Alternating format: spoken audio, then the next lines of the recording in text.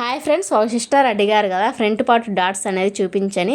చూడండి, ఈ విధంగా పట్టేసుకొని ఖర్చుకు వదిలేసుకొని మధ్యలో డాట్ ఉంది కదా, అక్కడికి ఒక మార్కింగ్ అనేది ఇచ్చేసుకోండి. ఇప్పుడు తిరగ తిప్పేసి డాట్ ఎంత ఉందో కొలుచుకోండి. నాకైతే రెగ్యులర్గా కొడతాను కాబట్టి 2.5 వచ్చింది. చూడండి, 2.5లో హాఫ్ అనేది చేసుకోండి.